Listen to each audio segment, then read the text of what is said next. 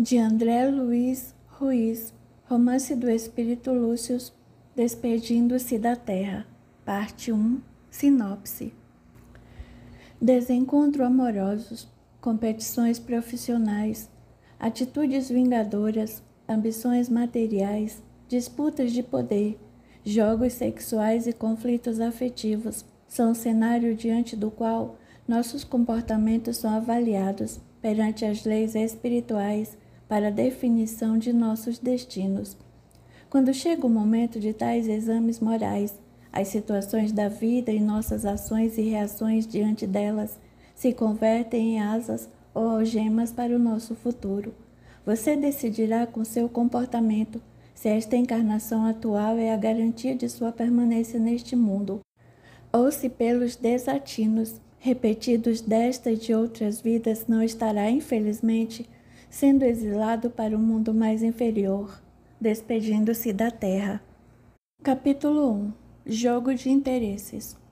O metrô acabara de partir da estação, onde Marcelo havia ingressado no vagão que o levaria ao trabalho, para o cumprimento das responsabilidades diárias. Como era seu costume, deixava seu carro em um estacionamento próximo e, valendo-se do trem subterrâneo, chegava mais rapidamente ao destino, sem os inconvenientes do trânsito pesado. Da mesma forma, garantiu o sossego do retorno ao lar, ao final do expediente no escritório de advocacia onde militava. Sua rotina só se alterava quando, em ocasiões específicas, tinha necessidade de valer-se do veículo para transitar durante o dia ou a chuva impunha tal exigência. A sua mente vinha, no entanto, mais carregada do que o próprio veículo que o transportava. Não somente os problemas do escritório perturbavam, os compromissos com clientes, as responsabilidades com prazos, as lutas com teses jurídicas e as pressões dos seus chefes, sempre mais vinculados com as vitórias do fórum do que com respeito aos ditames da lei da justiça. Era mais um no meio de tantos outros advogados que, desejosos de se verem promovidos na confiança dos mais antigos, estabeleciam uma convivência difícil e cheia de disputas. Todas as semanas, suas orelhas e olhos deviam estar atentos às menores ocorrências, às frases mais inocentes, aos papéis que iam e vinham, porque sempre havia o risco de estar sendo tramada alguma cilada contra ele, ou que ele estivesse sendo excluído de algum caso importante, cujo réu se promoveria um outro em seu lugar. Apesar dele conviver com todos já há alguns meses, sentia que não tinha amigos confiáveis e se adaptar a essa rotina mentirosa de falar banalidades, dar risadas das piadas, tomar os drinks ao final do dia e jamais deixar-se penetrar pelos que rodeavam seus passos e pensamentos. Os donos do grande escritório, homens experientes nas negociatas do mundo, há muito tempo haviam perdido o senso do ideal e o desejo de buscar a ordem legal, acostumados à troca de favores com outras autoridades que, da mesma forma, cansadas e desencantadas com as rotinas humanas e o volume das tarefas, limitavam-se a empurrar as coisas para a frente, sem o calor do idealismo.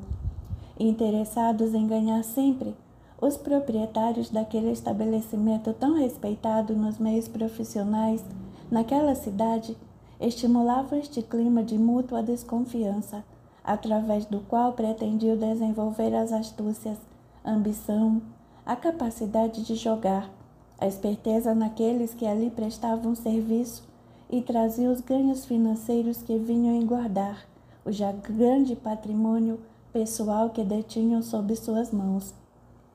Só os maiores casos jurídicos, tanto nas dimensões econômicas quanto na alçada política, ficavam sob responsabilidade direta de um dos donos daquele negócio, ocasião em que as suas influências sociais junto a autoridades eram outro fator que interferia diretamente na estrutura da justiça ou na legalidade dos procedimentos. Marcelo se adaptara naturalmente a esse ambiente, ainda que não se sentisse bem ao contato com as mentiras do mundo, com a mesquinhez das pessoas, com os clientes irresponsáveis que queriam fugir das consequências de seus atos.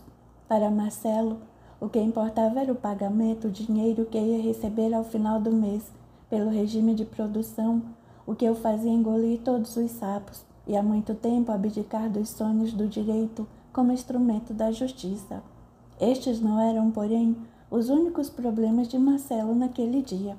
Como acontece com todos os que se acham em testes no mundo físico, ele convivia com outras pessoas no ambiente do lar. Marisa, a companheira, igualmente se acercara dele por laços antigos, estabelecidos em outras existências, e que agora tinham que ser colocados à prova para vencerem os desafios do comum. Associada a ambições do marido, Marisa tinha gosto apurado pelas coisas materiais e, dotada de exuberante beleza, usava como arma para conquistar tudo o que queria.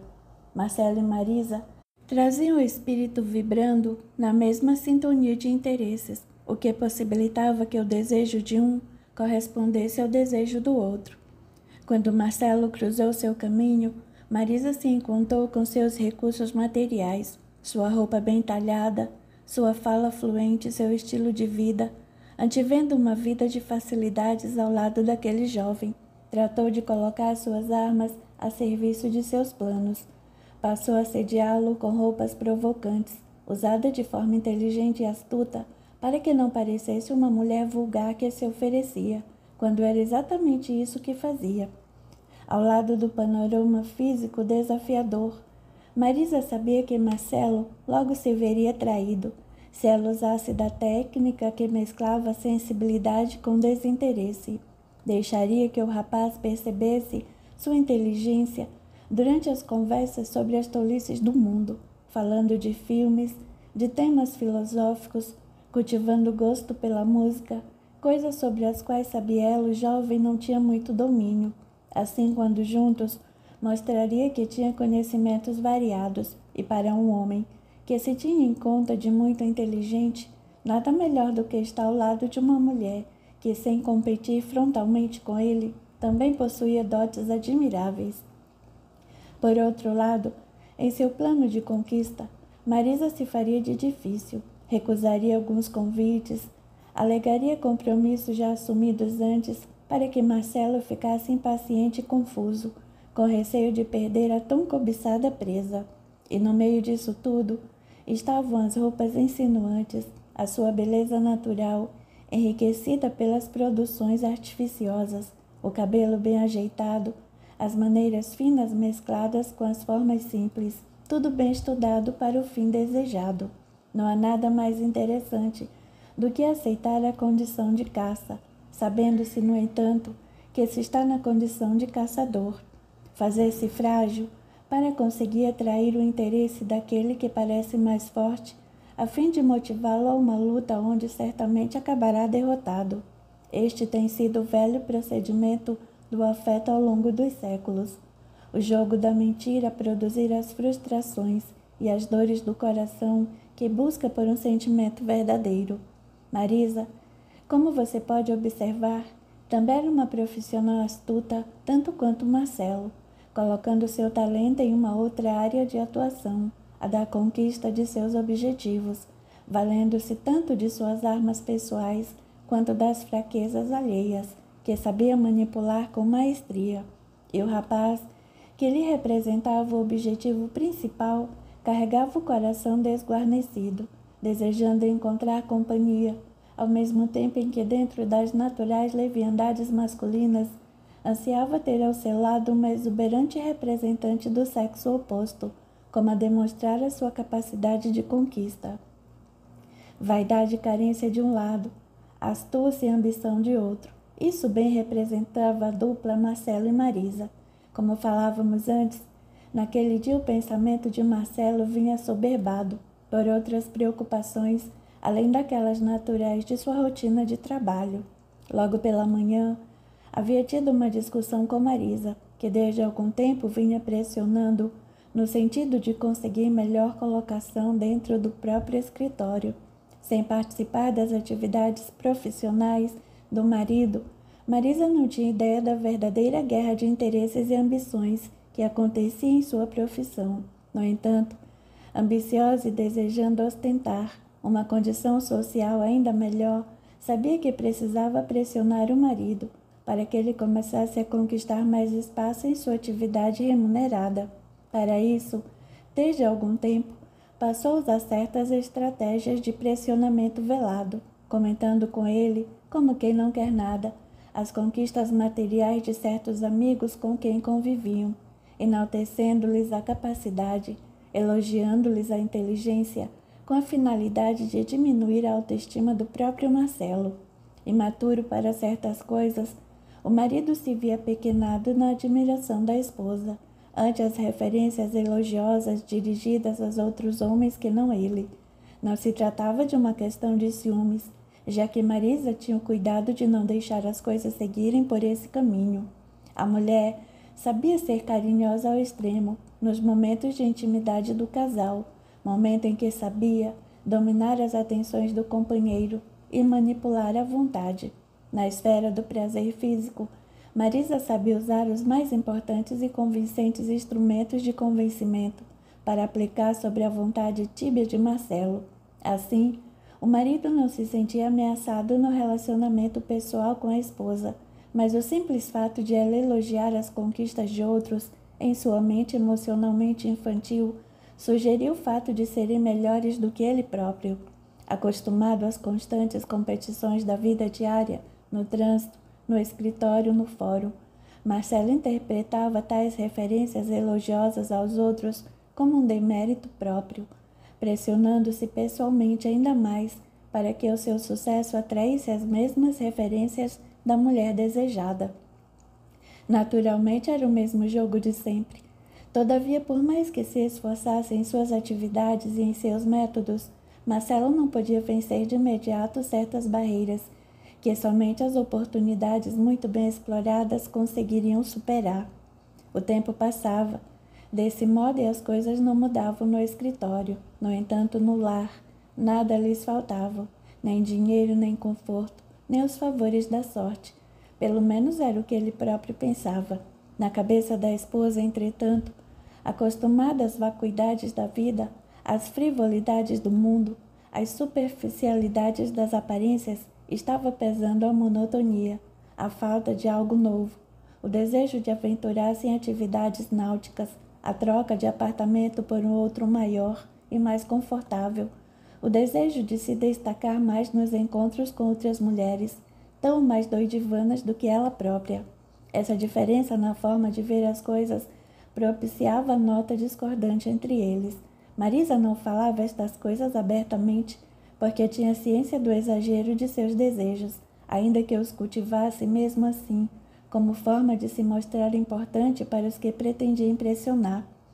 Sabia que, ao exigir isso de maneira explícita, poderia ser interpretado como uma grotesca leviandade, demonstradora de seu caráter exageradamente materialista, e isso a exporia a críticas justas por parte do esposo. Dessa maneira, precisava usar de outros meios. Começou então a depositar nos ouvidos do marido elogio às conquistas materiais de seus amigos, demonstrando quanto uma mulher admira o homem pelas coisas que ele possui ou consegue. Marcelo, no entanto, não respondia segundo a velocidade que ela desejava. Assim, havia decidido usar outra tática. Depois de muito falar sem efeito, Marisa resolvera modificar a rotina da convivência íntima, de sorte que quando o marido a procurou no leito, ansioso por se fazer sentir másculo e conquistador, a esposa alegou indisposição tola e recusou suas carícias, não correspondendo com a efusividade vulcânica de antes. Era a primeira vez que Marcelo se via atingido em seus valores viris, junto daquela que desde o início do relacionamento físico há alguns anos se tornara sua sócia nos prazeres mais exagerados, compartilhando-lhe os desejos e as sensações intensas. Em um primeiro momento, estranhou a atitude de Marisa e imaginou que se tratava de alguma enfermidade. Constatou logo em seguida que não era problema de saúde, mas sim de cansaço. Marisa estava cansada. Como é que isso é possível? Perguntava-se Marcelo. Esta folgada não faz nada o dia inteiro.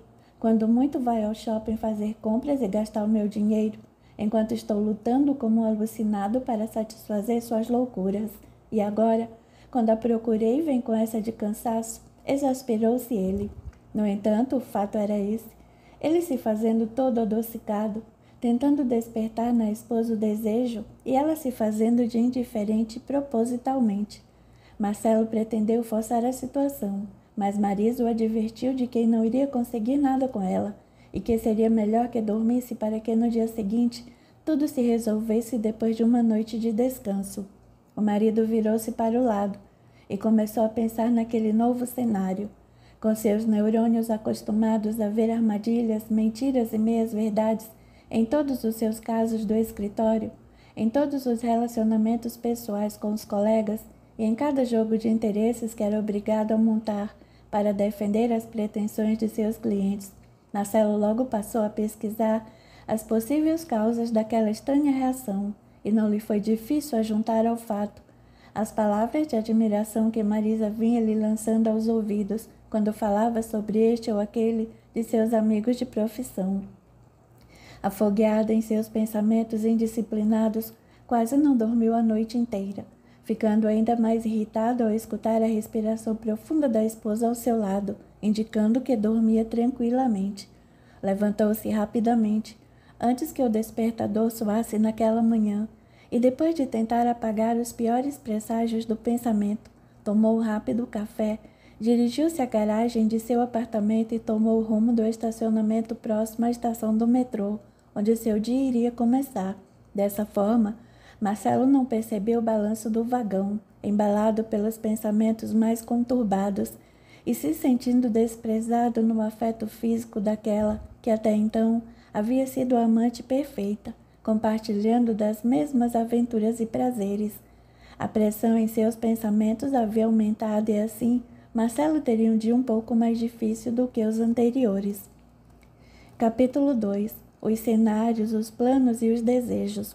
Desde essa data, o relacionamento do casal se viu estremecido pela conduta mais fria e indiferente da esposa, que dessa maneira desejava induzir o companheiro a adotar uma forma mais agressiva de ser diante das tarefas profissionais.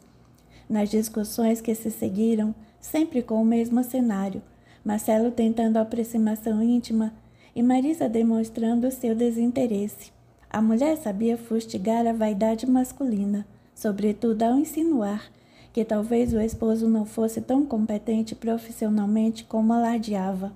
Logo ficou bastante claro ao marido que havia uma frontal oposição de opiniões e que, se desejasse obter os carinhos da mulher desejada, deveria demonstrar sua astúcia na capacidade de galgar postos na estrutura administrativa. Ao mesmo tempo, encontrava-se numa posição difícil, porque não havia muitos caminhos lícitos pelos quais se poderia conseguir tal melhora de condições. A disputa interna pelas melhores contas e melhores clientes impunha a todos o dever de não escorregar, de não perder qualquer oportunidade, de jamais deslizar no atendimento dos prazos legais, observando-se o rigor dos procedimentos. Todos os dias, Marcelo buscava o escritório na rotina do trabalho, fustigado pela insatisfação afetiva, pela depreciação velada da esposa, pelo orgulho ferido e pela necessidade de reverter todo este quadro para que pudesse retomar, nas atenções da mulher, o mesmo respeito e consideração de antes. Em momento algum, lhe passou pela ideia a noção de que para conseguir essa admiração, ele se veria obrigado a fraudar de alguma maneira.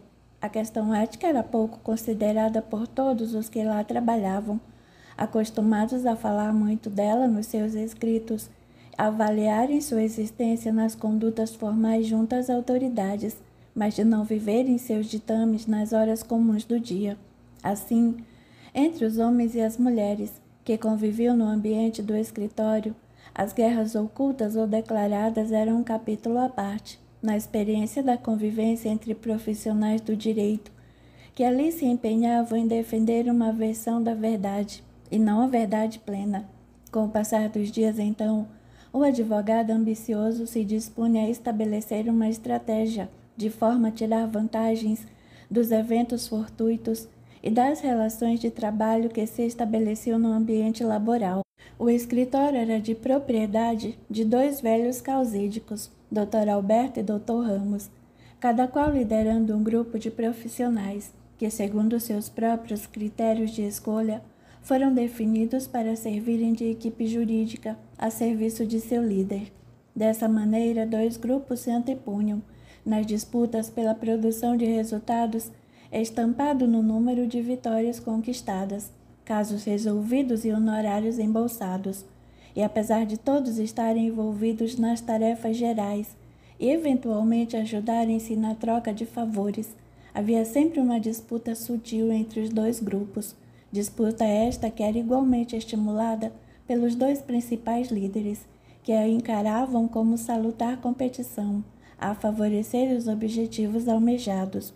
Não é preciso dizer que quase todos os profissionais que ali se apinhavam ao redor das duas águias se candidatavam a se tornarem águias também, conquistando as atenções e favores do seu líder, a admiração de alguns e a inveja de todos os outros. Dr. Leandro era o que mais se mantinha próximo do Dr. Alberto, enquanto que pelos lados do Dr. Ramos, Doutora Clotilde era aquela que correspondia à pessoa de sua confiança. Depois de ambos vinham os demais, que se mediam e se consideravam pelo número de anos de trabalho naquele escritório, sendo os mais velhos os que tinham certa ascendência sobre os mais novos. Essa regra só era quebrada quando algum mais novato conseguiu uma conquista retumbante, seja nas disputas legais, seja no valor dos honorários, o que catapultava sua qualificação aos olhos dos líderes principais, enquanto se criava, nos que estavam imediatamente abaixo, o justo temor de perderem a posição para algum sortudo ou oportunista. Marcelo não era o mais velho, nem o mais novo de seu grupo. Permanecera na equipe de Alberto, a quem se ligara desde a chegada, trazido pela indicação de antigo proprietário Dr. Josué, que se retirava da sociedade advocatícia por motivo de saúde. Desde então, foi acolhido por Alberto e passou a fazer parte de sua equipe que, além dele e de Leandro, era composta por mais 3 advogados. A equipe de Ramos era menor que a de Alberto. Além de Clotilde, havia mais um advogado inexperiente, recém-formado, que dessa forma compunha um quadro de 2 auxiliares. Além dos advogados, havia secretárias que organizavam as agendas dos 2 grupos e tinham atividades diversificadas na estrutura administrativa. Outras jovens atendiam aos telefones, enquanto que alguns funcionários menos qualificados se encarregavam da limpeza, da cozinha, da higiene em geral para que aquele local impressionasse pela ordem em perfeito sincronismo. Gente rica gosta de ser tratada como rei, mesmo que acabe entregando todo o seu tesouro na hora de pagar a conta, costumava falar Alberto, nas reuniões de trabalho do escritório que aconteciam periodicamente com todos os integrantes, onde eram apresentados problemas e discutidas questões delicadas a portas fechadas. É verdade, gente, completava Ramos. Quanto mais impressionados ficam com a estrutura física, mais seguros se sentem quanto à defesa de seus direitos e, por isso, mais inclinados a nos entregarem seus casos, mesmo que isso lhes custe mais despesas. Todos somos assim. Se vemos uma coisa barata e ao seu lado uma mercadoria similar que seja mais cara, se temos condições, escolhemos a mais cara porque temos a ideia de que a mais barata é de pior qualidade, ainda que sejam iguais. Os outros escutavam e abanavam a cabeça, concordando com as opiniões de seus chefes, não desejando contrariá-los nos conceitos estabelecidos por décadas de atendimento jurídico. Marcelo se mantinha sempre neutro em qualquer discussão que não fosse sobre os casos que dirigia em sua área de atuação, porque sabia que cada palavra que dissesse, demonstrando sua maneira de pensar sobre os demais assuntos, revelaria coisas de si mesmo que não seria adequado dar publicidade, uma vez que ele sabia que revelar-se intimamente naquele ambiente era se tornar mais vulnerável aos ataques dos adversários, e em sua cabeça, desde que essa guinada em sua vida pessoal deveria haver alguma forma de se conseguir a modificação de seu nível de avaliação, que correspondia a uma alteração de respeitabilidade, uma ascensão na hierarquia interna e uma modificação na remuneração final. Seus sentimentos se inclinavam na louca intenção de voltar para sua casa como vitorioso e entregar à mulher desejada o troféu material de suas conquistas. Estava disposto a tudo fazer para retomar a antiga condição de companheiro sedutor e dominante do afeto feminino. E nesse processo, não havia outra escolha senão a de abrir frente com os recursos que tinha, tendo ficado definido claramente que Leandro era o inimigo a se combater, já que os outros colegas do grupo de Alberto não lhe faziam frente. Leandro já estava há muito tempo na condição de cúmplice de Alberto, conhecendo a intimidade dos seus negócios e conquistando a confiança com a participação nas maiores tramóias do escritório, na compra de autoridades, na manipulação de interesses, na ocultação de delitos, na montação de políticas de pressão para resolver o problema pelos caminhos não jurídicos. Entre estas tarefas estava a de manipular a vida privada de certas autoridades, que, possuindo compromissos morais com os antigos causídicos do direito, viam-se na contingência de torcer a lei, a fim de lhes garantir decisão favorável. Um favor aqui, colocando o filho recém-formado de um juiz para trabalhar como advogado em seu importante escritório. Um fato mais ali, com o patrocínio gratuito da separação judicial de outro magistrado, além de indicações de secretárias competentes para que trabalhassem junto a desembargadores. Tudo isso havia produzido, ao longo dos anos, uma teia de influências poderosas que Alberto, tanto quanto Leandro, manipulavam conjuntamente para usar como força nas disputas da vaidade, no cenário jurídico da sociedade onde viviam. Advogado bom é aquele que ganha causa, repetiam sempre as duas raposas proprietárias nos corredores do escritório. O cliente não quer o profissional que saiba as leis e conheça todos os detalhes dos códigos, mas que perca seu processo, ainda que por falta de razão ou por falta do próprio direito. O cliente prefere um profissional medíocre, mas que, usando de meios lícitos ou não, consiga ganhar a causa, obter a vantagem que ele deseja. Esse é o bom advogado. Essa era a cultura que se plasmava na alma dos profissionais, ali envolvidos na sagrada tarefa de buscar a verdade, mas que haviam transformado na espúria atividade de corromper os fatos e as pessoas para atingir os objetivos almejados. Marcelo havia definido sua estratégia geral: derrubar Leandro e tomar-lhe o lugar. Para isso, precisava conseguir apoio, já que Leandro se havia cercado de uma linha de defesa que envolvia a proteção da secretaria principal e de outros estagiários que estavam sempre ao seu lado, aprendendo a trabalhar nos processos sem vínculo de emprego com o próprio escritório.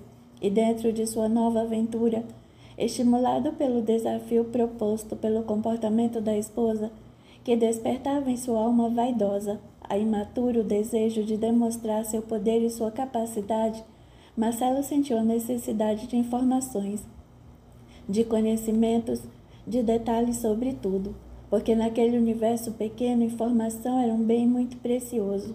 Com tal ideia na cabeça, delineou aproximar-se das outras advogadas com quem convivia diariamente, de maneira a conquistar-lhes a simpatia e, de uma forma imperceptível, criar um subgrupo dentro do grupo que Alberto liderava com o apoio de Leandro.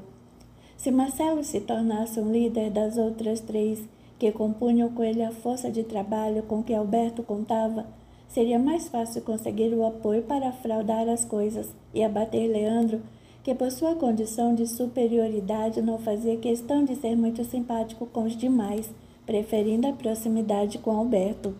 Letícia, Camila e Silvia seriam seu primeiro alvo, a fim de que, uma vez conquistado o apoio delas, unidas ao seu redor, tivesse apoio e peso para ampliar a luta e retirar Leandro de seu posto.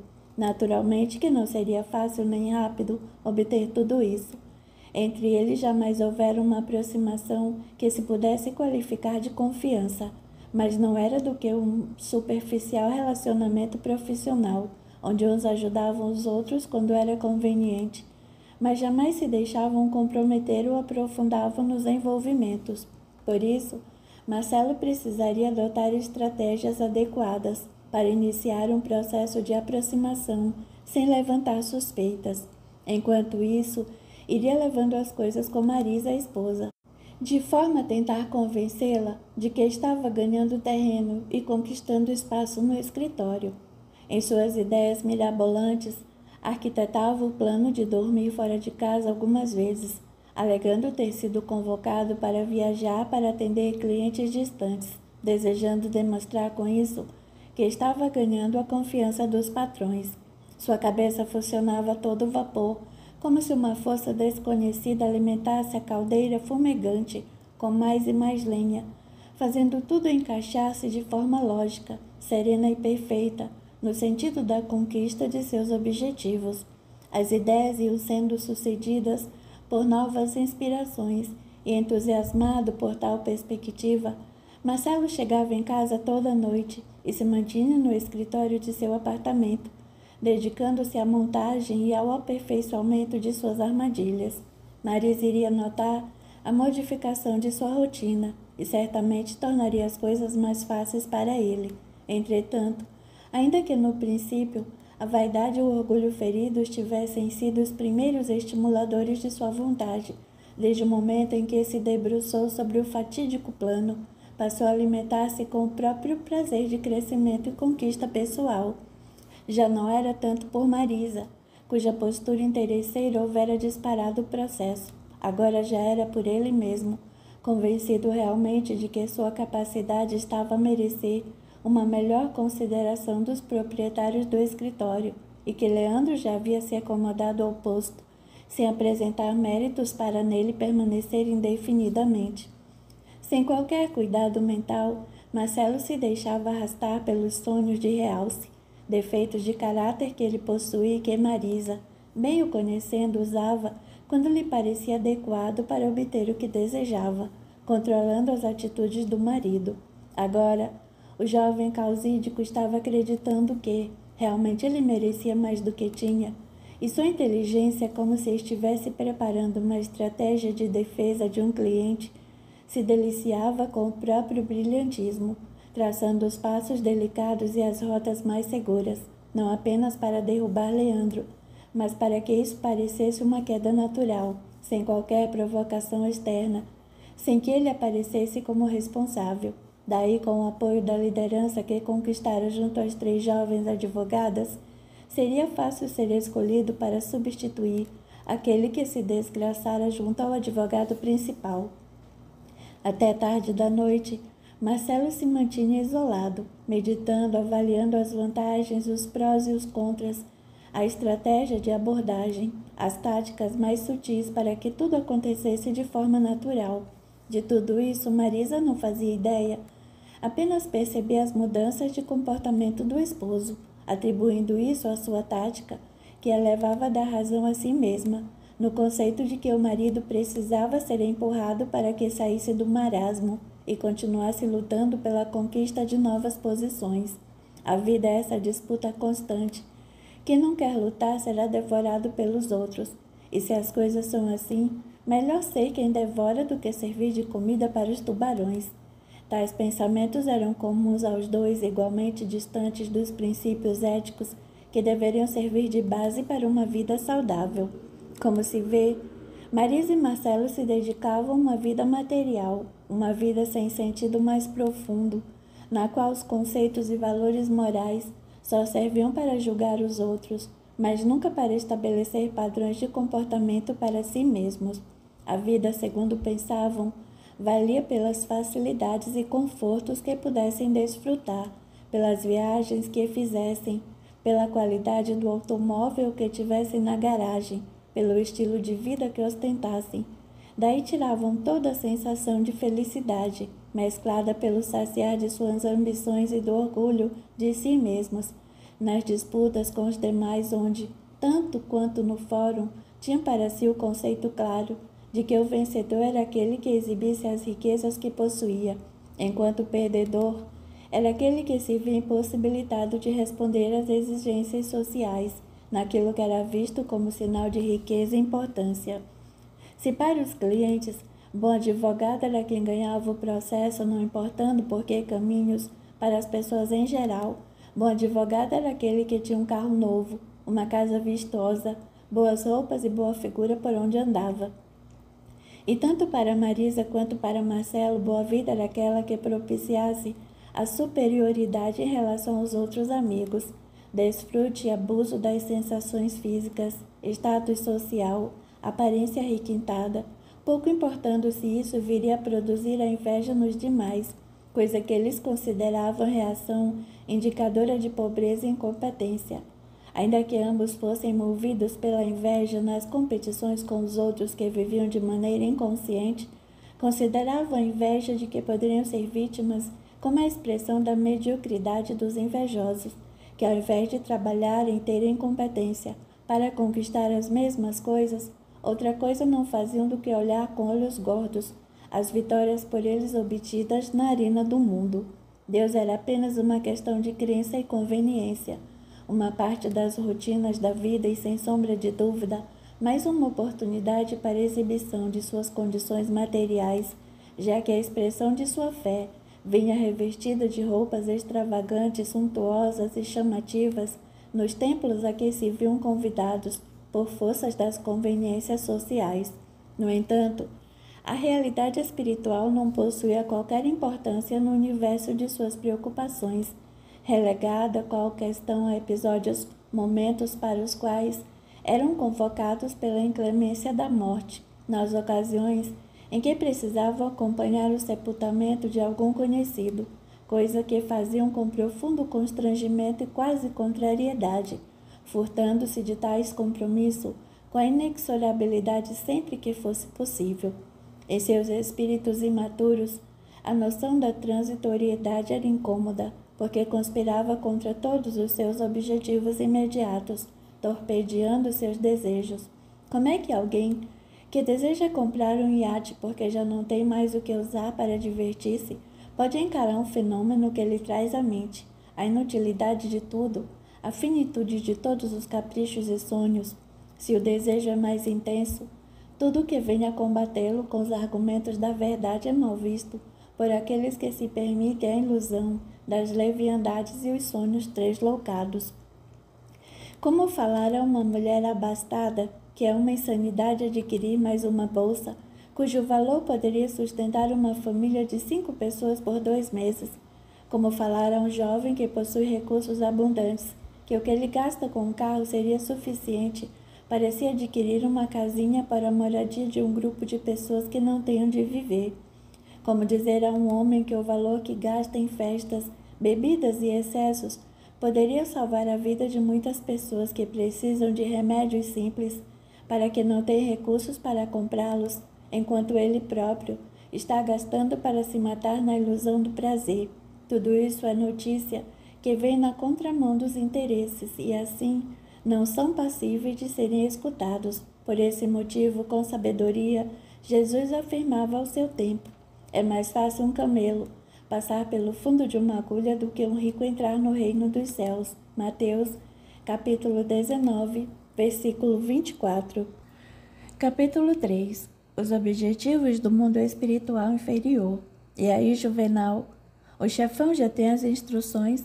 Perguntava curiosa uma entidade de horrível aspecto, que atendia pelo apelido de Aleijado, apesar de se dar a conhecer pelo nome Gabriel. Cala a boca, Aleijado. Você não está vendo que o chefão está ocupado, recebendo as últimas determinações do presidente? Mas é que esse negócio de ficar esperando não é comigo, não. Estou a fim de aprender. Eu bem sei que você, com a sua curiosidade, vai acabar enjaulado pelo chefe, para não prejudicar o andamento do plano. Com a sua falta de juízo, quase colocou tudo a perder, quando fez o idiota do Marcelo resolver andar a 180 por hora naquela avenida movimentada. Eu não fiz nada. O cara era maluco mesmo. Era mais que 1 da madrugada, cara, e o movimento já tinha acabado. Correu porque queria, pensava que não tinha ninguém na rua. Mas tem sempre algum idiota que pensa a mesma coisa, e se não fosse o acerto de última hora, as coisas teriam acabado ali, justamente agora que nossos projetos estão dando certo. E enquanto Juvenal lhe falava ameaçador, Gabriel se calava submisso, resmungando algumas justificativas. O ambiente ao redor dos dois era medonho e insuportável pelas emanações vibratórias degradantes. Estavam as duas entidades aguardando as novas ordens que seriam passadas por um superior hierárquico, que comandava a ação obsessiva dirigida contra os encarnados, esperando em uma pequena sala escura, revestida de objetos imóveis de péssimo gosto, como se fossem grotescos adornos do ambiente. Na parede, uma tela representando o inferno de Dante produzia nos que a fitavam a sensação repulsiva e amedrontadora, como se ela ali estivesse plasmada em material pastoso e semelhante do betume denso ou do piche, com os contornos das figuras pintados nos tons avermelhado sanguíneo e terra queimado. Do quadro pendurado na parede, as almas mais sensíveis poderiam recolher as emanações inferiores de uma mensagem ameaçadora, como se estivesse a falar na linguagem das imagens, que não havia melhor destino ao ser espiritual do que aquele que ali se estampava em cores repulsivas. Por alguns instantes, enquanto esperavam, as duas entidades, silenciadas pela expectativa das novas ordens, se deixaram contemplar aquela sinistra representação, como se estivessem na antecâmara que os levaria até as furnas fumegantes.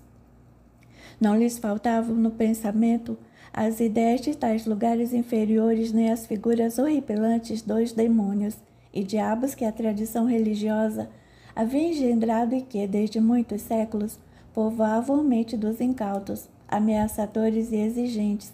Assim, mobilizadas tais lembranças pela ação nociva da imagem que divisavam à frente, parecia que essas figuras demoníacas lhe surgiam ante os próprios olhos, como no alerta ameaçador de que seriam consumidos pelas chamas caso se conduzissem de maneira incorreta no cumprimento de ordens superioras. Ao lado dele se postava um guardião da porta de acesso ao gabinete do presidente, um espírito de tamanho avantajado e de feições violentas e frias, cuja função era de manter os que esperavam intimidados para que não se aventurassem invadindo a sala principal. Em verdade, a pressa de Gabriel aleijado era porque nem ele mesmo, aparentando aquela péssima forma, conseguiria permanecer ali por muito mais tempo, sem passar mal diante desse panorama intimidador e insuportável. Aquilo era apenas uma antecâmara da sala principal, onde as audiências eram concedidas pelo chamado presidente, que de uma forma direta coordenava todos os trabalhos daquele agrupamento. Fora dali, o prédio se estendia para várias outras salas e corredores, nos quais os diversos espíritos da mesma condição de Gabriel e Juvenal, ou ainda piores, iam e vinham, sempre alguma tarefa de desajuste ou de perturbação, para a qual buscavam o apoio dos principais líderes. Não tardou muito para que o chefe que estavam esperando saísse dali. Vamos, que temos coisas a explicar e tarefas a realizar. Então logo fechou a porta atrás de si.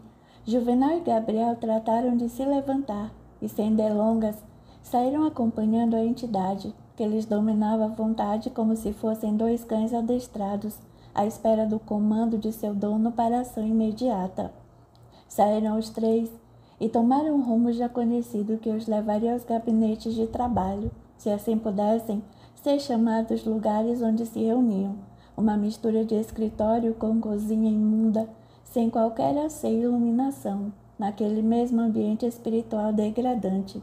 E aí então, meu chefe, vamos ter um trabalho para fazer? Trabalho para fazer? Perguntou Juvenal, pretendendo se fazer mais íntimo.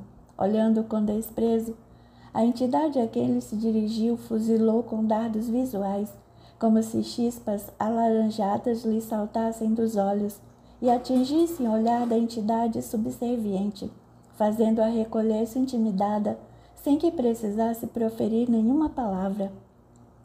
Vendo a reação do chefe em relação ao companheiro, Gabriel permaneceu mumificado, sem proferir qualquer som ou movimento para não despertar a mesma ira contra sua pessoa.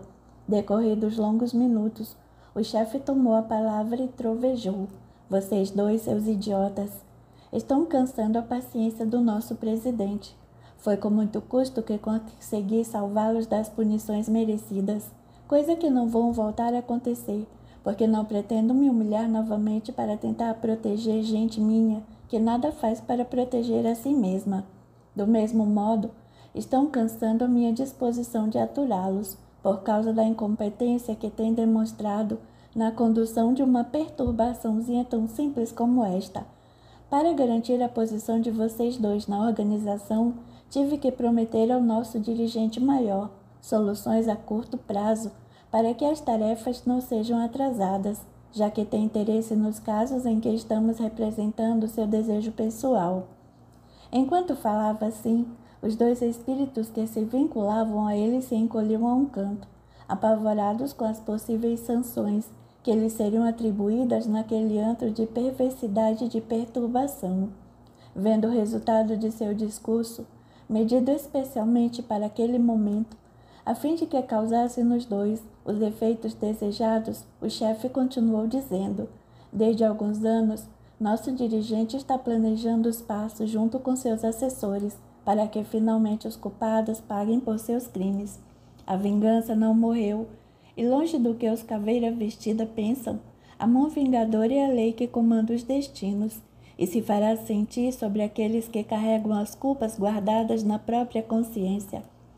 Cada palavra do chefe tinha a dimensão fluídica de sua imperatividade e o tônus energético de sua intimidação, para que os dois que lhe serviam resguardassem tais informações e redobrassem as atitudes de vigilância e dedicação à causa infeliz, a fim de que tudo saísse como havia sido planejado.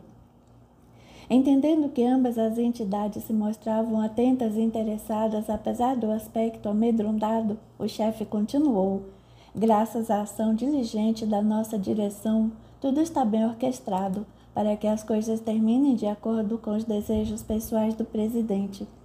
Segundo as nossas antigas ordens, devemos continuar acompanhando as mesmas pessoas que ficaram sob nossa responsabilidade. No entanto, a partir de agora, você, Juvenal, vai passar a atuar sobre a mulher para que ela modifique seu comportamento. E valendo-se das fraquezas tão típicas de qualquer mulher no mundo de hoje, vai sugerir-lhe que não basta o conforto que já possui. Durante a noite, iremos apresentar-lhe certas imagens para que sua cobiça seja estimulada, e como contamos com ampla facilidade de sintonia com ela, produziremos a situação necessária para que as coisas comecem a andar na direção de nosso presidente deseja. Dirigindo-se agora a Gabriel, menos experiente que Juvenal nas coisas da perseguição espiritual, o chefe disse: e quanto a você, aleijado, vai ficar por perto daquele moleque 24 horas por dia. Não vai deixar que nenhum acidente aconteça e vai escutar seus pensamentos para que depois você nos conte como estamos indo no desenvolvimento dos planos. Nada de adrenalina novamente, porque senão você vai ver o que é adrenalina na presença de nosso dirigente maior. Entendido? E fazendo uma cara desanimada, Gabriel respondeu: o senhor está dizendo então que eu vou ficar somente observando o carinho e vendo como é que ele vai agir? Depois venho e conto tudo para vocês, é isso? Muito bem, falou a entidade que os dominava. Você até que não é tão burro como sempre me pareceu. Dizendo isso, deu uma palmadinha animada, no que foi seguido pela risada escrachada de Juvenal e pelo sorriso meio nervoso e sem jeito do próprio Gabriel, que naquelas alturas não poderia dar o menor sinal de irritação diante da ofensa direta, demonstrando seu orgulho ferido. Já nessa noite começaremos o processo. Vamos juntos à casa, nossa velha conhecida, para prepararmos tudo, e assim que os dois se deitarem para dormir, atuaremos primeiramente junto à mulher, para que depois possamos colher os frutos junto do marido. Depois de acertadas as condições, marcaram um horário de reencontro na residência, onde iriam dar início às atividades mais intensas, conforme os planos recebidos. Foi assim que naquele dia os três entraram na residência de Marisa e Marcelo.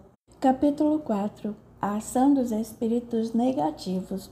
Naquela mesma noite, quando o casal se posicionou para o repouso físico, sem os cuidados da prece, como costuma acontecer com muita gente, Assim que os dois se deixaram levar pelas asas do sono, a entidade negativa que se posicionava como a chefe do grupo se apresentou perante a jovem, modificando suas aparências para que assumisse a fisionomia de um dos amigos de Marcelo, justamente aquele que Marisa observava com mais atenção nos encontros sociais, nos quais ostentava a melhoria de sua condição de vida.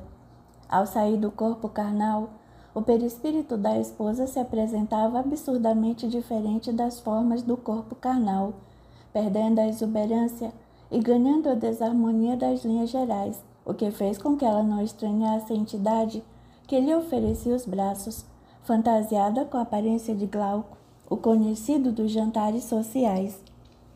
Ao se ver requestada por aquele que julgava ser o amigo que tanto admirava pela beleza física e pelo sucesso profissional, Marisa se deixou envolver pelo sorriso sedutor e amigo, agarrando-se ao braço da entidade que a convidava, sem nenhum constrangimento, para uma excursão pela redondeza.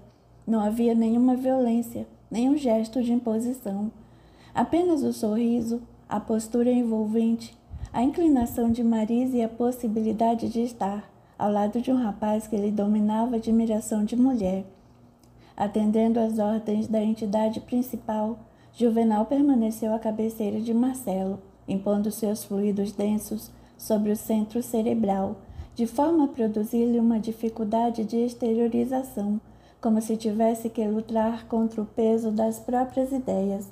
Pela ação de Juvenal, problemas do escritório lhe surgiam, aumentados, causas desafiadoras se faziam o centro de suas preocupações, e retirando do arquivo de seus pensamentos diários, as imagens que guarneciam o íntimo de sua consciência eram estimuladas para que compusessem um tipo de sono cujo material não era o da vivência da alma fora do corpo, mas sim das próprias ideias, as próprias cenas acumuladas em seu pensamento que se tornavam vivas, fazendo com que Marcelo tivesse que lutar contra esse conjunto de ideias, sem conseguir ausentar-se da matéria orgânica. Enquanto isso, acompanhando o chefe e a jovem iludida pela sua invigilância, Gabriel caminhava a certa distância, atrás do casal, para que sua bizarra forma não produzisse nenhum abalo na estrutura delicada daquela alma, que apesar de igualmente feia na sua estrutura vibratória, fatalmente se assustaria com visões atordoantes, como aquela que o aleijado representaria aos seus olhos. A excursão dirigiu-se a um centro no plano espiritual inferior, no qual um grande aglomerado de entidades viciadas nas diversões duvidosas do mundo se unia para, ao som de uma música primitiva, deleitar-se no extravasamento dos piores impulsos, algo parecido com algumas manifestações degeneradas da busca de entretenimento tão comuns nos dias de hoje, onde aos ambientes escuros ruidosos se unem os excessos do álcool, as intensas aventuras da intimidade descompromissada, as loucas maneiras de se envolver por alguns instantes com desconhecidos, para alguns momentos de emoção carnal. De igual sorte, as libações alcoólicas encontravam correspondentes naquele ambiente, com a ingestão de certas substâncias viscosas que eram servidas aos participantes do grotesco encontro. Por não ser muito diferente do ambiente que se acostumaram, Marisa e Marcelo, em suas noitadas no mundo, nas diversas baladas que frequentavam, a jovem se deixou levar pelos braços do rapaz, cobiçado secretamente pela sua admiração. A música barulhenta, o ambiente escuro, o envolvimento desequilibrante das vibrações de baixíssimo teor, fizeram Marisa entregar-se às emoções primitivas, que faziam parte de sua natureza pouco enobrecida, sem qualquer cogitação na ordem da responsabilidade para com o companheiro escolhido pelo esposo.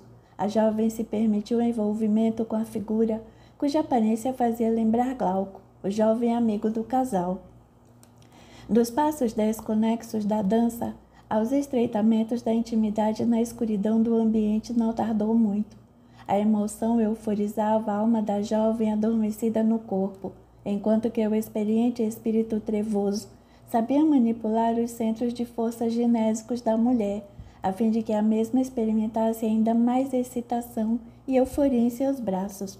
A um sinal imperceptível do chefe, Gabriel voltou ao ambiente da residência dos dois, informando Juvenal de que havia chegado o momento adequado. Observou as operações magnéticas através das quais Marcelo foi retirado do corpo, ainda envolvido pelos problemas do escritório, e como se alguém o convidasse a aliviar as tensões de um dia de trabalho estafante, deixou-se arrastar para aquele mesmo ambiente de diversão que lhe parecia muito familiar. Vendo-se transferido rapidamente para o local onde a balada espiritual se desenrolava, logo pensou consigo mesmo em buscar a companheira, uma vez que era junto com ela que ele ia se divertir em oportunidades como aquela. Sem entender direito o mecanismo da indução espiritual que em o sendo objeto, Marcelo escutou Juvenal sussurrar aos ouvidos que Marisa já tinha chegado e que em breve ele iria encontrar, bastando para isso que observasse os que estavam dançando à sua frente. Sabendo das condições prévias do plano astuto, assim que chegaram ao local, Gabriel dirigiu-se ao casal e informou ao seu líder com gestos que Marisa não pôde ver, acerca da presença de Marcelo em determinada área do ambiente, preparando desse modo o encontro do casal. Manipulando então a jovem que já se entregara por completo aos seus carinhos, a ardilosa entidade encaminhou-se lentamente, valendo-se do sacolejar da dança para o local onde Marcelo se encontrava palermado, esperando a chegada da esposa. À medida que isso foi acontecendo, a entidade travestida de Glauca envolveu ainda mais a jovem, sussurrando-lhe coisas ao ouvido, atraindo-lhe ainda mais o corpo, tornando ainda mais ardentes os beijos e as intimidades, exatamente para que tudo acabasse flagrado pelo espírito de Marcelo. Marisa já não se mantinha nenhum pudor diante daquele assédio, que longe de afastar pela força de vontade, ela ansiava pelos desejos de mulher caprichosa que sonha em estar nos braços do homem que admira. Marcelo para ela quase não existia, nem lhe representava o esposo com o qual realizava as próprias fantasias íntimas no aconchego de sua casa. Somente Glauco lhe interessava. No entanto, assim que as coisas se tornaram favoráveis, o chefe se aproximou do local onde Marcelo se postava, ansioso e confuso, ao mesmo tempo em que Juvenal lhe indicava a chegada da esposa, despertando a atenção do marido na direção do casal voluptuoso que rodopiava à sua frente. Imediatamente, Marcelo identificou a esposa nos braços de um outro homem e mais assustado se mostrou, ao perceber que se tratava do amigo Glauco. A situação estava consumada. Marisa aos beijos e carícias íntimas com outro homem bem ali na sua frente. Descontrolado, Marcelo pulou do lugar onde estava e partiu para o meio dos dois aos gritos. Os diversos dançarinos que ali se encontravam pouco caso fizeram de sua reação, continuando a desfrutar cada qual de sua própria atmosfera viciada.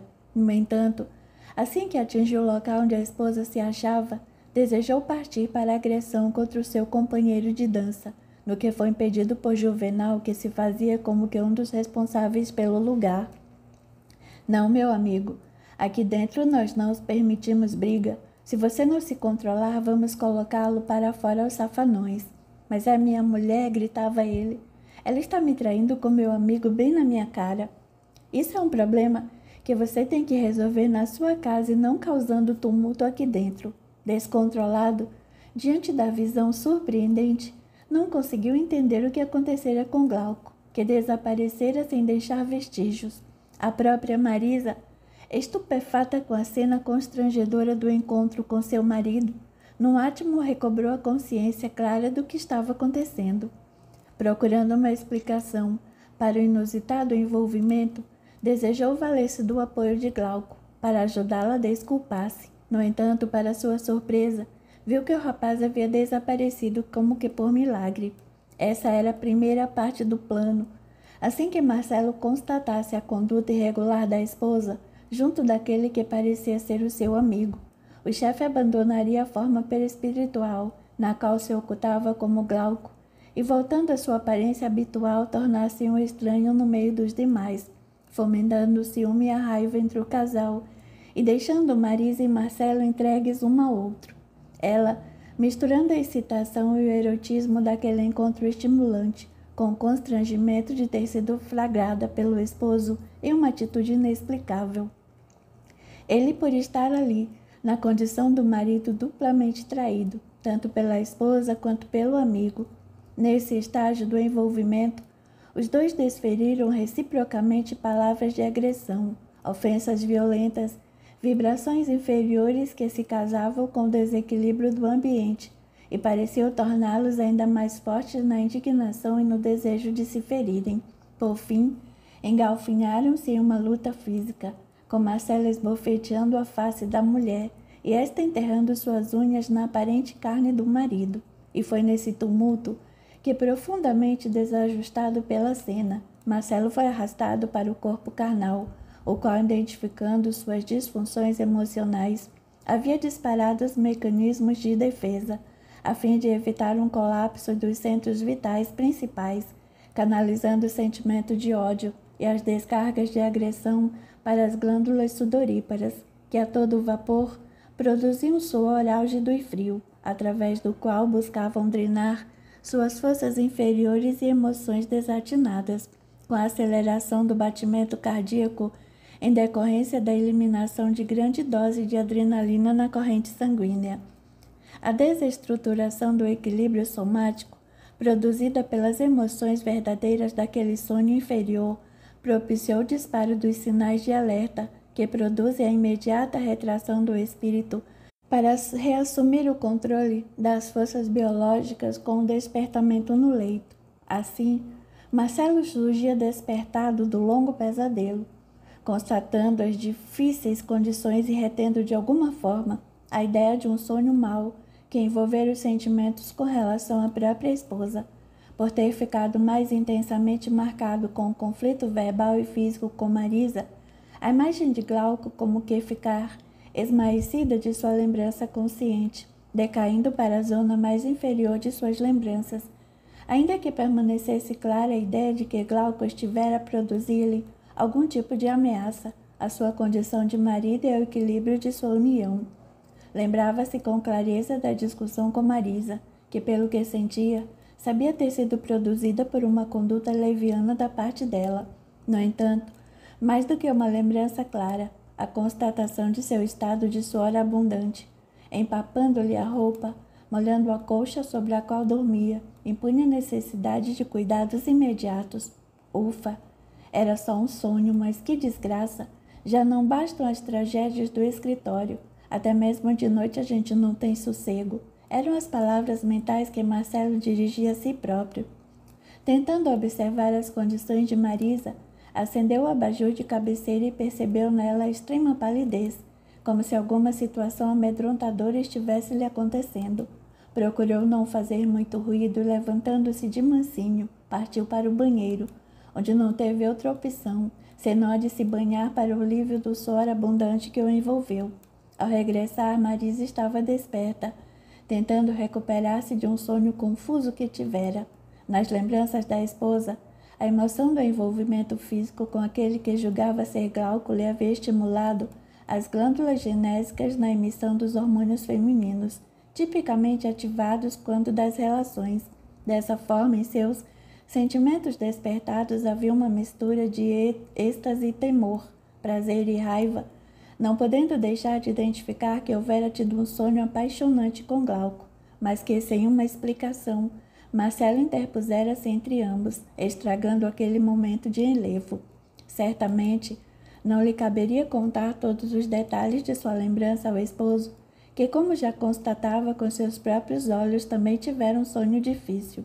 Com o domínio da situação, Marisa fingiu ter sido despertada pelos ruídos de Marcelo e recusou-se a revelar-lhe a extensão das experiências que tivera, naturalmente para evitar qualquer suspeita ou atitude de ciúme por parte do esposo.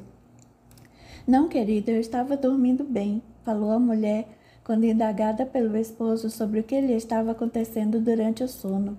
Pois eu, Deus me livre, estava tendo um pesadelo daqueles, estava brigando com você, num lugar que parecia boate onde nós costumamos ir nos fins de semana, e longe de me acatar, você zombava de mim, me ironizava, se desfazia da minha pessoa e, sem conseguirmos nos conter, passamos a nos bater como dois desesperados. Parece que Glauco estava lá com você. Não sei dizer direito o que estavam fazendo. A sorte foi que acabei acordando agoniado diante dessa situação que parecia não ter fim. Vendo que o marido se referia a alguma coisa parecida com as experiências de que ela mesma se recordava, Marisa tratou de chamá-lo para voltar à cama, a fim de que eu fizesse sentir a inverdade daquele pesadelo, envolvendo em carinhos físicos com os quais pretendia realmente dar vazão às próprias pressões psíquicas da sexualidade acumulada durante a aventura infiel vivenciada. Marcelo acabou aceitando-lhe as carícias e, restabelecendo em seu estado emocional, tratou de substituir o sonho ruim pelas experiências agradáveis ao lado da mulher que pensava amar. No entanto, em ambos, a semente da divergência estava lançada. Alguns dias depois, Marisa passou a referir-se elogiosamente ao desenvolvimento pessoal de Glauco, como se a admiração secreta que antes lhe bastava interiormente necessitava ser declarada para que Marcelo se motivasse a buscar mais conquistas que se equiparassem às do jovem mencionado. O esposo, ouvindo a fala da esposa sem entender o porquê, sentiu um aperto agoniante em seu sentimento, como se a sua estabilidade emocional estivesse em risco, certamente inspirado pela visão inusitada daquela noite, em que presenciara a esposa nos braços do mencionado rapaz, arquivada em sua memória mais profunda. Esse, de início, relegou tal referência a uma maneira normal de mencionar os amigos comuns. Logo mais, quando as expressões se repetiram no mesmo sentido, Marcelo passou a preocupar-se intensamente com os interesses da esposa, impondo-se a necessidade de competir com o sucesso de Glauco, para recobrar a admiração da própria mulher. Nas noites que se seguiram, entretanto, as visitas do trio de entidades negativas se mostravam constantes. De um lado, o chefe se valia da fragilidade emocional de Marisa para estimular seu sonho de mulher, envolvê-la com galanteios, transformando em um poço de mimos e fazendo-a sentir-se pouco valorizada nas atenções de Marcelo, sempre tendo a aparência de Glauco como um notável conquistador. Ao acordar no leito pela manhã, Marisa se deixava levar pelas lembranças suaves de tais palavras e pela carência de afeto que abastecia ao lado daquele Glauco noturno. Se via-se a correspondente atenção daquele Marcelo diurno. Na verdade, a modificação da conduta de Marisa estava fundada em outros motivos, que não apenas o desejo de empurrar o marido para uma posição social melhor. Adotou a estratégia de forçar o marido a mudar o rumo de sua vida. Capítulo 5. O perfil dos envolvidos. Marcelo, então, envolvido pelas sutis sugestões do mundo invisível e pelas tendências internas de sua personalidade, passou a colocar seu plano em ação, buscando acercar-se das 3 colegas de trabalho, tomando o cuidado necessário para que tal postura não levantasse suspeitas. Iniciou sua ação pelo oferecimento de pequenos favores que pudessem ressaltar a gentileza masculina na atenção com que homenageia o sexo oposto, um oferecimento de café, um favor com documentos que se achavam em lugar indevido, a possibilidade de solicitar a opinião de algumas delas para suas dúvidas como profissional, em certo caso mais espinhoso. Tudo isso passou a ser uma conduta bem medida do advogado para que, de uma forma ou de outra, as suas 3 colegas pudessem ir sendo conquistadas. Marcelo não tinha interesse em envolver-se afetivamente com elas. Seu desejo era estreitar os laços de amizade, para que, contando com a inclinação das 3 para o seu lado, no momento adequado desse o golpe fatal sobre a posição de Leandro. As 3 companheiras de tarefas jurídicas eram independentes nas suas atividades, cada uma delas contando com sua sala separada, seus processos e clientes, de maneira que não tinha uma comunicação muito íntima que pudesse, logo de início, identificar em Marcelo uma mudança radical de comportamento, indício de estratégia. Letícia era dentre as 3 a mais antiga no escritório. Tinha uma personalidade carente por dentro, com aparência exterior de absoluta segurança, Profissionalmente era competente e sabia que precisava demonstrar seus atributos de inteligência, a fim de que pudesse se manter naquela estrutura tão competitiva. Sua vida de trabalho, era marcada pela corrida atrás do sucesso e das vitórias no fórum. Sua vida afetiva estava ferida pela infelicidade e pela solidão, já que sua postura exterior de sólida segurança e opinião inflexível acabavam por afastar qualquer possível pretendente, que diante de seu caráter forte e quase másculo em certas coisas, preferia cercar-se de mulheres menos firmes e aparentemente autossuficientes. Isso deixava Letícia extremamente aflita, porquanto as suas ânsias e buscas conflitavam na área do coração, tornando difícil conciliar o seu caráter determinado e seguro com a necessidade de se demonstrar dócil e insegura para não assustar os possíveis interessados.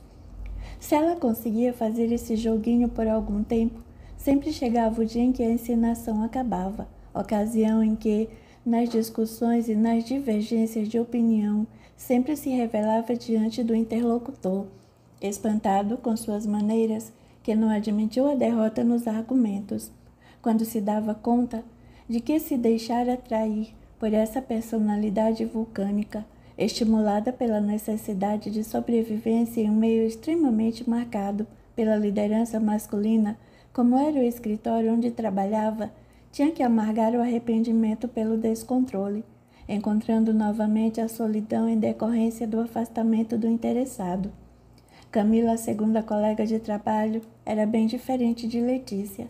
Das três era mais bonita, e dessa forma havia aprendido a usar sua aparência como instrumento para conseguir mais facilmente tudo quanto desejava.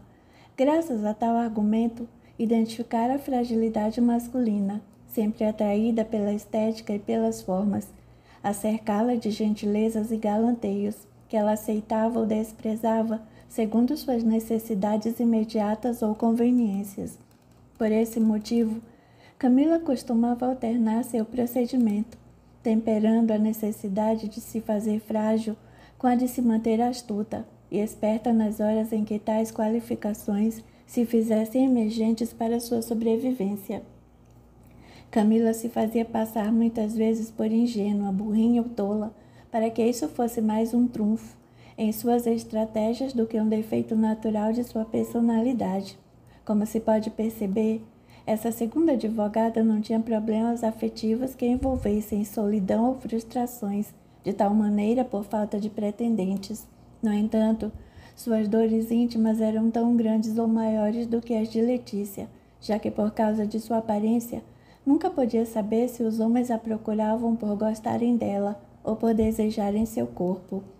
Acostumada a um meio social, onde as aparências eram usadas como armas de sedução, muito mais do que como primeiro passo para o aprofundamento do conhecimento recíproco e o estabelecimento de um processo de envolvimento sadio, Camila via-se às voltas com constantes assédios de homens de todos os tipos, os quais, sabia ela, em sua maioria, desejavam apenas uma noitada prazerosa e nada mais.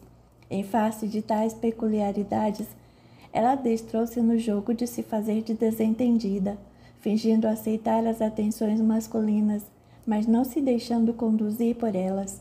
Com isso, mantinha os homens interessados e dominando o mercado afetivo que se notabilizava pelo excesso de procura.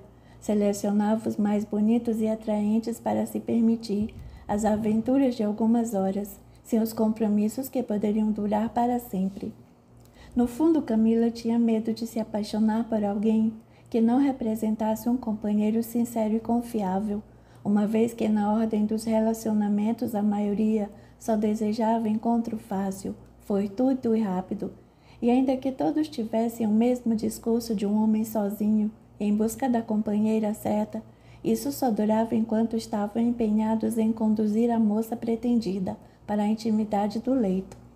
Logo depois que isso acontecia, perdiam a sensibilidade aparente que demonstravam antes e se tornavam grosseiros e frios, até mesmo rudes, colocando aos limites daquele encontro afetivo de momentos antes, como a dizer que não desejavam nada mais sério, não queriam se amarrar em ninguém, que havia sido curtição e apenas físico prazer. Assim, Camila, sendo bonita e requisitada por muitos, sofria mais que a pobre Letícia, sempre buscando algum interessado em preencher-lhe o vazio interior. Por fim, restava Sílvia, a terceira das colegas de escritório de Marcelo. Sem sombra de dúvidas, era a mais experiente dentre todas elas. Em suas relações profissionais, mantinha a marca da integridade e da competência, tanto quanto das suas amigas. Aliás, essa fachada era um dos sinais contraditórios nela e na maioria das pessoas não autênticas. São limpas durante a luz do dia e enlameadas assim que escurece. São éticas durante o horário de trabalho e pervertidas durante os demais períodos. São moralistas em público, mas são devassas e degeneradas na intimidade da vida privada. Essa marca se encontrava perigosamente em Sílvia, sem contar com os atributos de beleza naturais em Camila, que por motivos óbvios invejava e odiava. Sílvia sabia defender-se com os recursos da beleza artificial, desenvolvendo trejeitos e usando produtos que realçavam suas menos exuberantes possibilidades. Os homens são os idiotas. Nas mulheres, eles se encantam com o que não estão vendo, com o que imaginam, e quando por fim chegam no momento tão esperado da intimidade, estão tão loucos e ansiosos, além do fato de o ambiente ser em geral tão pouco iluminado, que a perfeição ou a beleza exuberante é o que menos lhe importa. Depois que acaba, cada um vai para o seu lado mesmo e a vida continua. Era a teoria da vivida Sílvia. No entanto, essa maneira astuta e quase vil era bem escondida por uma postura séria e que demonstrava até uma certa timidez. Sílvia era a única casada das três, o que não passava de um mero detalhe no universo de seu caráter pouco elevado. Seu marido, outro advogado, trilhava a vida pela mesma estrada de responsabilidade afetiva, mantendo a união como uma fachada para parecerem felizes e dividirem despesas, aproveitando-se um do outro nas horas em que suas agendas para encontros clandestinos estavam vazias de diferentes emoções.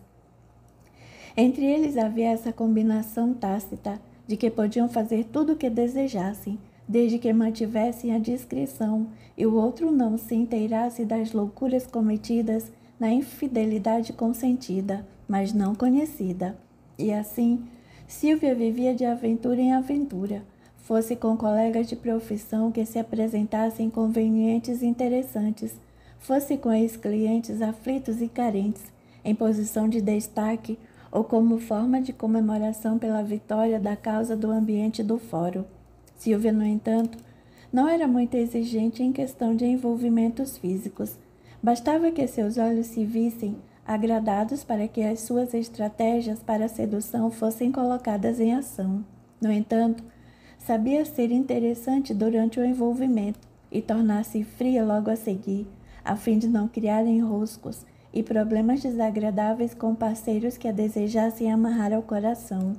Sílvia estava vacinada contra a sensibilidade, adestramento esse que se dera ao longo de sua juventude nas inúmeras decepções amorosas, traições recebidas, envolvimentos superficiais e sem seriedade que, constantemente vividos, acabaram abrindo em sua alma a brecha do desencanto e da descrença do romantismo.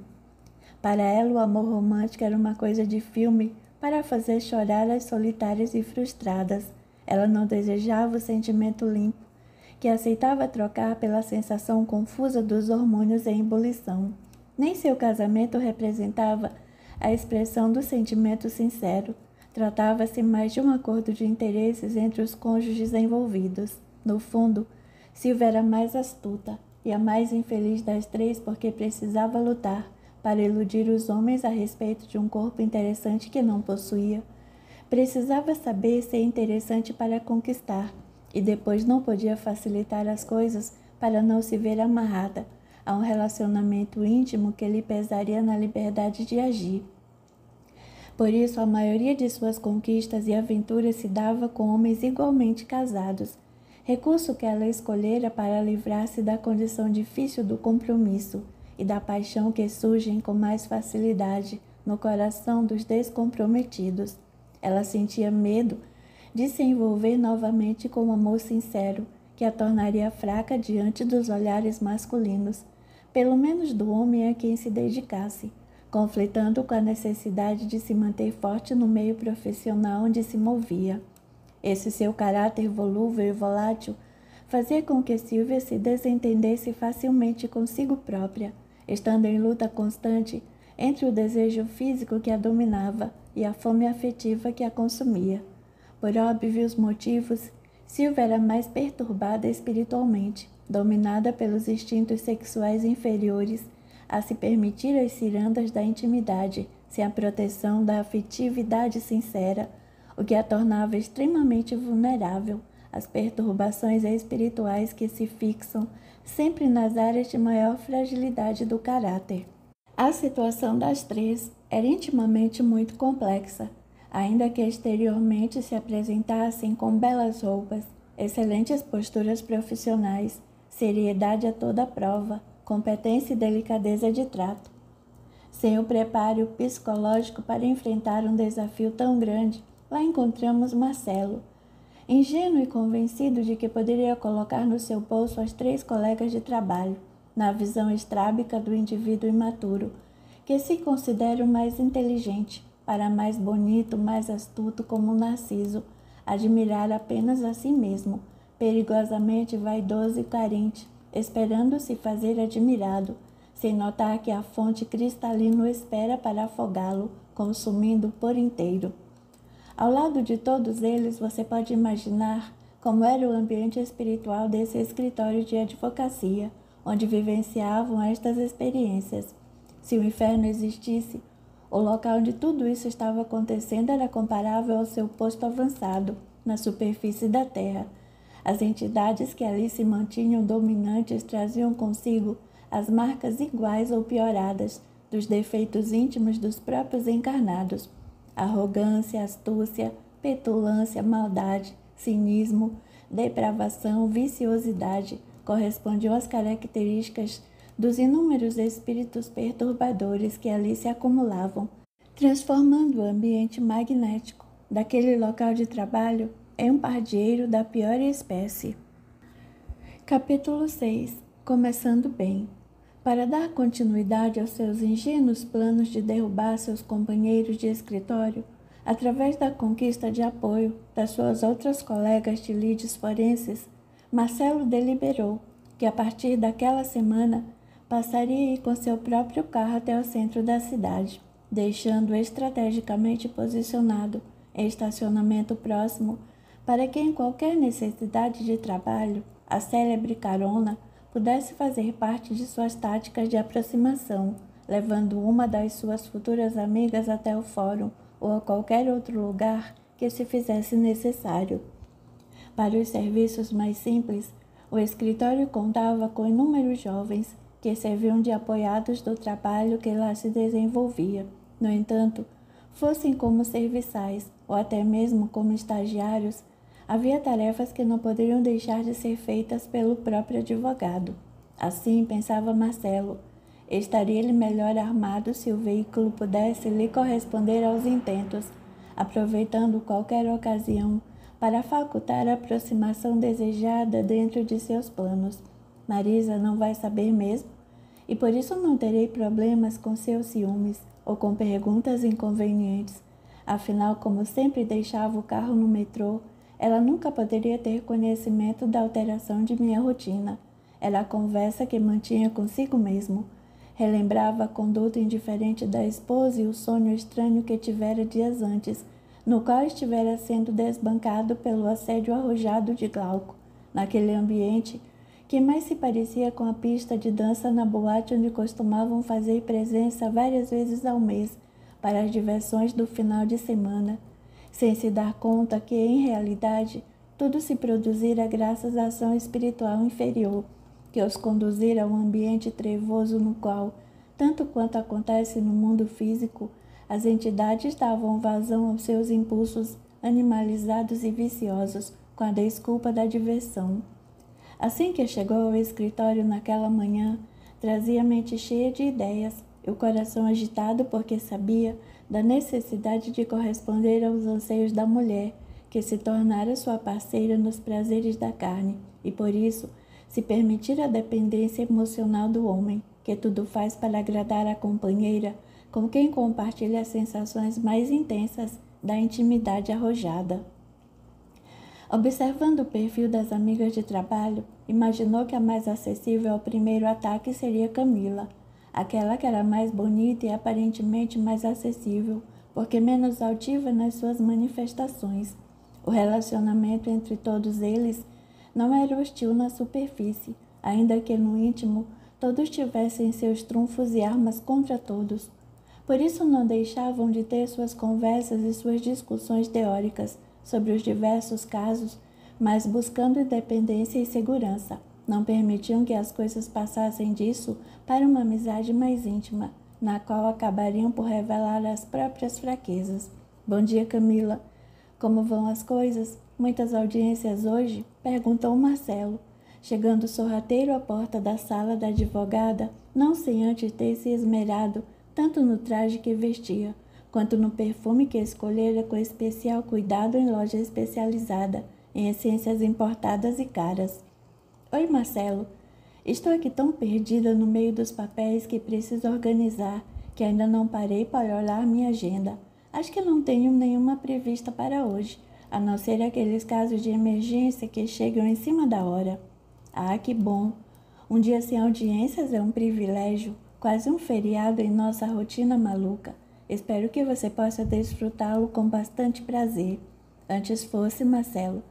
Tenho tanta coisa para dar andamento aqui que às vezes sair do escritório, mesmo que seja para fazer audiências, é uma forma de dar um passeio e me afastar de tantos problemas e exigências.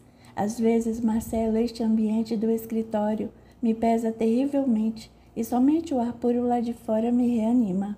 Ora, Camila, você é tão exigente consigo mesma que acaba se deixando arrastar pelos compromissos e problemas dos clientes.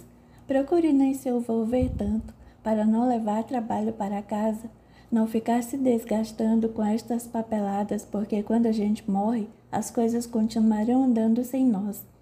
Marcelo, eu sei que você está certo, mas fazer o quê? Dr. Alberto está sempre me cobrando e me passando coisas para fazer que não posso decepcioná-lo. Afinal, no fundo, ele é o patrão e está sempre sendo informado por Leandro acerca de nosso desempenho. E falando baixinho, como quem deseja revelar um segredo, gesticulou a Marcelo para que se aproximasse. Deixara, então, o batente da porta onde se encontrava e dera 2 passos, na direção da mesa da colega, para garantir o sigilo, ainda que o escritório estivesse quase vazio naquele horário da manhã, e se pusera atento para escutar-lhe a revelação. Você sabia que eu desconfio que Leandro vem até a minha mesa e examina as pastas que eu deixo aqui por cima sempre que me ausento do escritório? Não creio, respondeu Marcelo, realmente surpreso. Porque você acha que estou chegando aqui tão cedo todos os dias? Ora, sei lá, talvez para que o trabalho não atrase, para colocar o serviço em dia para atender às petições. Tudo isso está bem, mas principalmente para arrumar tudo antes que Leandro chegue, porque já notei que ele se ocupa demais em vigiar-me. Será? Você não estará impressionada? Ele sempre me pareceu um colega tão respeitador de nossos espaços. Sim, eu também pensava assim. No entanto, cheguei a fazer alguns testes e pude constatar que certas hipóteses que eu mesma havia inventado em anotações que deixara dentro das pastas sobre minha mesa, logo mais já eram conhecidas de Leandro. E como disse, tratavam-se de situações fictícias que eu deixara anotadas no meio dos papéis, apenas para pensar nelas depois, como se elas pudessem dar outro destino para os casos. Certa vez, ele chegou à porta da minha sala e me perguntou se havia conseguido a procuração para o inventário de um cliente, sugerindo que eu estaria atendendo a pessoas por fora, para não precisar compartilhar os honorários. Além do mais, há outras coisas que não posso falar e que de uma forma ainda mais intensa me fazem supor a participação do patrão, manipulando todas estas coisas. Mas isso é assunto explosivo que não desejo colocar em suas mãos. Vendo que aquele colóquio já tinha rendido mais do que ele próprio esperava, Marcelo não insistiu no assunto, terminando por dizer: agradeço muito seu alerta, porque daqui para frente vou procurar prestar mais atenção nas coisas em minha sala, evitando que olhos bisbilhoteiros fiquem a averiguar as coisas que não lhe correspondem, ainda que não tenha nada a esconder. Só falei, Marcelo, para preveni-lo, porque acho isso muito desagradável para qualquer um de nós. Apenas lhe peço que guarde esta informação como segredo nosso, porque não tenho provas e não desejo acusar levianamente a ninguém. Pode deixar, Camila. Isso vai comigo para o cemitério, respondeu ele, orgulhoso, já se sentindo muito mais próximo dela, sobretudo por causa da expressão segredo nosso.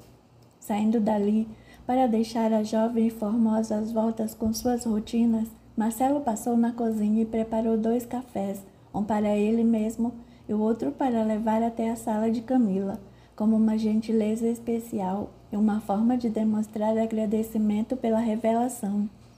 Trouxe-lhe um café quente, a fim de testemunhar meu agradecimento e desejar um bom dia a você, Camila. Agradavelmente surpresa com a inusitada e incomum atitude de Marcelo, a jovem estendeu a mão para receber a xícara, com um sorriso franco no rosto que a tornava ainda mais bela, ao mesmo tempo em que, agradecendo a oferta, lhe devolvia o galanteio dizendo: Nossa, Marcelo, você está muito cheiroso hoje. Que perfume delicioso é este, meu amigo? E para estar assim logo pela manhã, eu posso imaginar como é que deve ter sido agradável a sua noite, não? Recebendo aquelas palavras de Camila, Marcelo se deixou corar, mas para não perder a forma nem o estilo, deu um sorriso misterioso e agradeceu o elogio, dizendo que era um perfume comum, sem nada de especial, enquanto pensava com seus botões, que ela nem imaginava a péssima noite que havia tido, sem nenhuma emoção e sem qualquer romantismo. Emoção mesmo, Camila, estou tendo esta manhã, com tantas revelações inesperadas, respondeu Marcelo, agora sentindo no seu instinto masculino que chegara o momento de se retirar, para deixar a jovem com a lembrança de seu perfume, enquanto tomava o rumo de sua sala. Para ele o dia já estava ganho. Aquela aproximação de Camila já havia possibilitado descobrir muitas coisas, principalmente que ela estava contrariada com a atitude de Leandro, e talvez até mesmo com o Dr. Alberto, coisa que facilitava suas ações, imaginando que com ela metade do trabalho já estava feito. Ao mesmo tempo, sua mente se deixou invadir pelas novas emoções, entre as quais aquele sorriso sedutor de Camila, sua maneira sutil de dizer as coisas, a sua percepção sobre o seu perfume, numa referência ao estado de prazer que pudera desfrutar durante a noite, levando o assunto para um âmbito de intimidade até então nunca experimentado entre eles. Não podia deixar de sentir uma espécie de orgulho masculino pelo fato de ter sido admirado por uma mulher tão bonita e aparentemente tão vulnerável, no meio de tantos olhos indiscretos de outros homens melhor posicionados do que ele próprio. Aquilo representava uma porta aberta para suas táticas, imaginando que com as revelações de Camila, percebera que ela chegava sempre mais cedo no escritório, o que favoreceria suas conversas mais íntimas, a semeadura de novas sementes e a conquista de mais confiança por parte dela, para que mais rapidamente a solução de seu problema se concretizasse com o afastamento de Leandro definitivamente de seu caminho. Enquanto isso, no mundo invisível, o chefe, Juvenal e Gabriel aleijado, se mantinham apostos, influenciando diretamente a emoção de Marcelo, tanto quanto inspirando as palavras de Camila, para que tudo corresse na direção desejada. Capítulo 7. Acercando-se de Letícia. Dentro das estratégias planificadas por Marcelo, as coisas iam muito bem, uma vez que as relações com Camila já tinham se estabelecido, e entre eles, a cada dia que passava, a amizade se tornava mais intensa. Isso fazia muito bem ao ego do rapaz, que, colocado de lado pela esposa, passara a encontrar nos elogios da amiga uma fonte de satisfação para o orgulho masculino, compensando assim, de alguma sorte, a ausência do interesse da antiga companheira. Agora, dentro de suas expectativas, Faltava aproximar-se das outras duas, coisa que iria acontecer naturalmente, sem ferir as novas relações com Camila, uma vez que, segundo ele supunha, entre eles também havia uma competição surda, cada uma defendendo seu espaço e disputando as próprias relações com certa exclusividade. No entanto, Marcelo sabia agir com cautela, sem demonstrar exclusividade nem se deixar levar pelo devotamento isolado, apenas uma das mulheres do escritório. Assim, passava a buscar aproximar-se de Letícia, usando recursos que, segundo sua avaliação psicológica, poderiam facilitar esse acercamento. Diante de seu caráter e seu modo direto de posicionar-se, Marcelo não podia usar a mesma técnica que lhe tinha favorecido a aproximação de Camila. Sabendo que Letícia gostava de ser admirada pelos seus dotes intelectuais, já que sua beleza não era diferente ou maior do que a da média das mulheres, Marcelo sabia que precisava levar as coisas para o lado que mais agradava a jovem. Por isso, fazendo-se de desentendido sobre determinado assunto jurídico, acergou-se certo dia quando Camila já tinha se ausentado para atender a compromissos no fórum, batendo à porta da sala de Letícia. Doutora Letícia, estou precisando muito de um socorro seu. Ora, Marcelo, primeiramente tire a doutora, porque aqui nós somos todos iguais. Quanto ao socorro, meu amigo, parece que você jamais esteve em dificuldades ou precisou de qualquer coisa, mas naquilo que eu puder ajudar, estou à sua disposição. Você não está ocupada agora? Estou um pouco atarefada com algumas ideias, mas nada que não possa deixar de lado para escutá-lo. Entre e sente-se aqui. Agradecido pela receptividade, Marcelo atendeu ao convite de Letícia e se posicionou no ambiente de sua sala, organizada e bem iluminada pela janela que dava para a avenida principal. O que Marcelo não sabia era que, dentre as 3 colegas, Letícia era a que mais se incumbira de lhe mostrar as dependências e explicar o funcionamento. Letícia se observara na companhia do rapaz, admirando-lhe o porte físico, os gestos másculos, a maneira autoconfiante e ao mesmo tempo gentil de colocar-se à disposição para qualquer problema que ela encontrasse. Naturalmente, dentro de sua característica psicológica, Letícia não demonstrou interesse pessoal e, menos ainda, qualquer debilidade em seus conhecimentos, o que demonstraria um despreparo para as lutas do escritório, constatável no primeiro pedido de ajuda que fizesse. Manteve-se firme, recorrendo até mesmo às informações junto às arrumadeiras e aos estagiários, que lá já se encontravam, mas não dava o braço a torcer para que sua posição de segurança e independência marcasse logo a sua condição de profissional competente e determinada. No entanto, ela mesma não tinha como negar o interesse feminino que a convivência com Marcelo todos os dias ia tornando-se maior, ainda que ela soubesse respeitar a sua condição de homem casado. Olhar não arranca o pedaço, pensava ela, repetindo a velha frase com a qual mulheres e homens se observam com segundas intenções, ainda que não declaradas ou vividas. Além do mais, nunca ouvi de Marcelo qualquer referência à sua mulher, e nas poucas vezes que tentei saber algo, ele apenas disse que ela não tinha qualquer atividade, ficando em casa cuidando das coisas ou passeando para divertir-se nas compras. Credo, que mulherzinha sem graça, não estuda, não se dedica ao desenvolvimento de si mesma. Para um cara ficar com uma mulher assim, ela deve ser uma beldade. Os pensamentos de Letícia, desde há muito tempo, já tinham esquadrinhado o perfil de Marisa, uma vez que, sendo muito competitiva por natureza, a jovem advogada buscava avaliar, o que levava Marcela a se manter ao lado de uma mulher sem atrativos culturais, competência profissional ou hábitos intelectuais que lhe causassem admiração. Esse era o seu caso pessoal, sabendo que, sem ser feia, não era a mais maravilhosa das mulheres. Precisava compensar suas limitações na beleza com atrativos em outras áreas de seu caráter, o que a fazia sempre dedicar-se ao enriquecimento intelectual, frequentando cursos, visitando museus, assistindo a filmes, lendo diversos livros.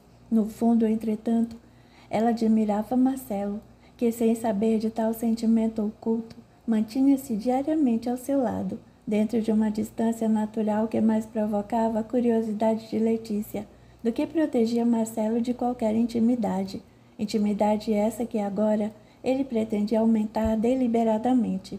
Ali estavam os dois, ele desejando uma aproximação maior de Letícia para usá-la, sem imaginar quais seriam os sentimentos dela, e ela desejando ainda mais uma aproximação com Marcelo, procurando conquistar o seu interesse para, quem sabe, uma futura relação amorosa.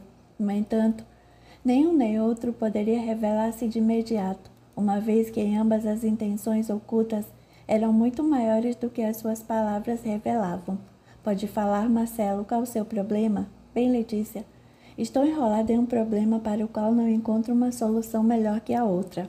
E procurando apresentar os fatos, apontando os envolvidos na questão jurídica delicada e lançando sobre a jovem a sua argumentação jurídica para explicar-lhe suas dificuldades, de maneira a deixar claro que não se tratava de uma falta de competência de sua parte, mas que dentro das inúmeras saídas que poderiam encontrar, nenhuma delas era suficientemente boa ou adequada para atender aos interesses de seu cliente.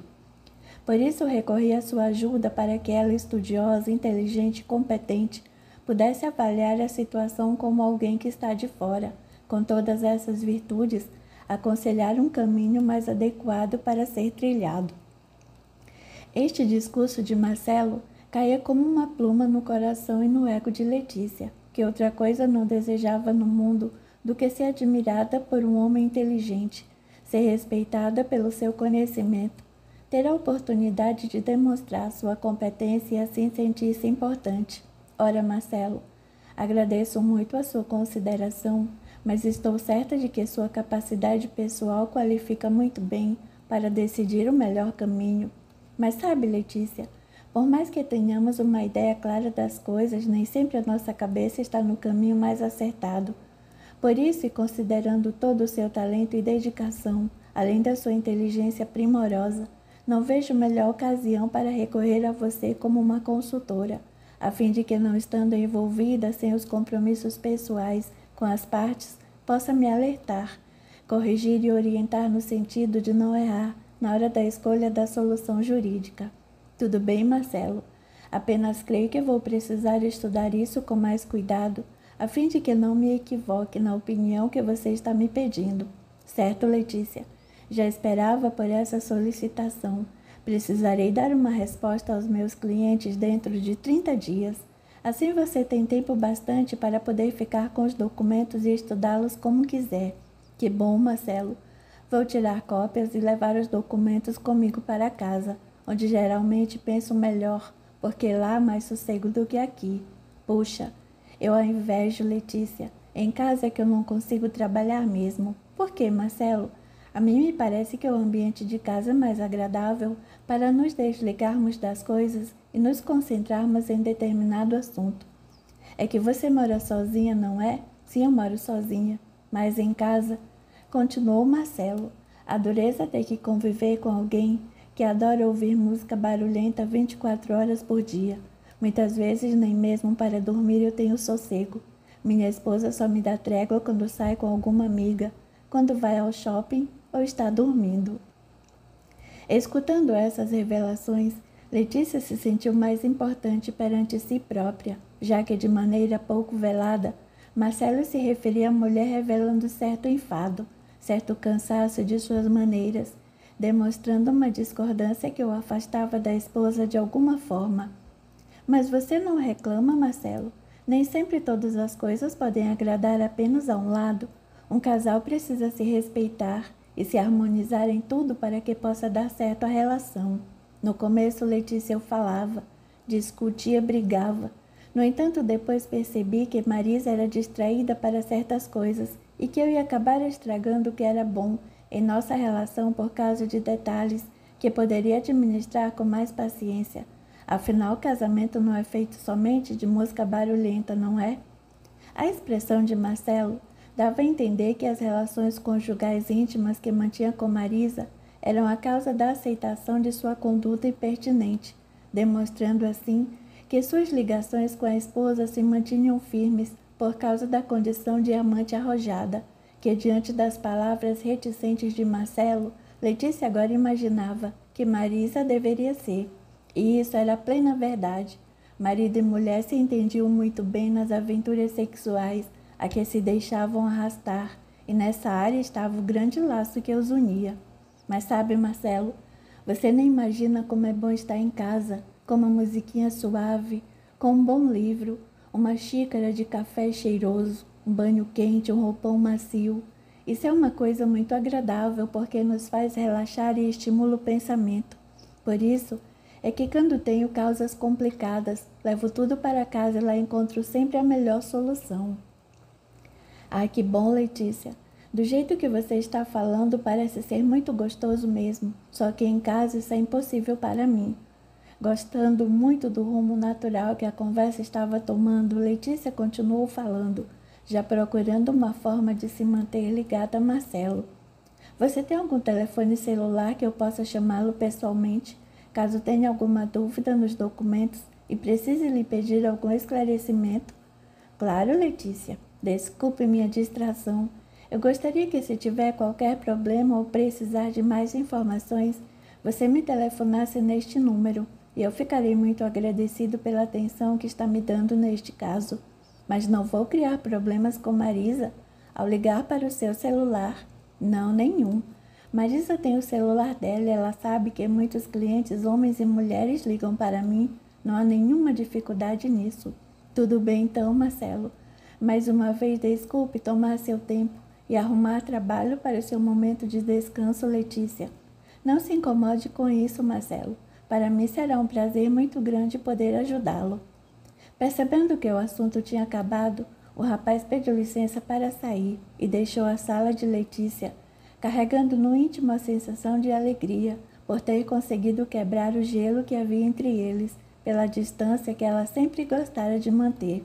Marcelo, em sua sala agora, já podia catalogar mais um sucesso em sua empreitada aproximatória, imaginando que na próxima semana restava cercar-se de Sílvia. Letícia e Camila já estavam no seu bolso, de forma a não ter mais dificuldades em manter o relacionamento profissional com ambas, pelos caminhos mais aquecidos da amizade e de uma intimidade saudável para os seus projetos. Letícia sozinha em seu ambiente de trabalho, com a porta de sua sala fechada, para poder entregar-se melhor aos próprios devaneios, se sentia nas nuvens como há muito tempo não se via. Sua emoção estava novamente ativada.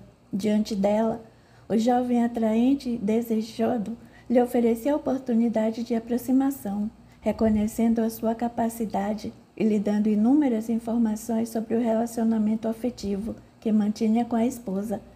Percebia que Marcelo havia sido fisgado pela fêmea, com que se casara, e era por aí que ele tentava manter a relação, demonstrando dessa forma onde se encontrava o seu ponto fraco, aquilo que na condição de homem era predominante em sua união com uma mulher. O raciocínio rápido de Letícia soube aprofundar as palavras e expressões de Marcelo, reconhecendo que ele se irritava com a forma de ser de sua esposa, ficando aliviado quando ela estava fora de casa, única ocasião em que tinha algum sossego.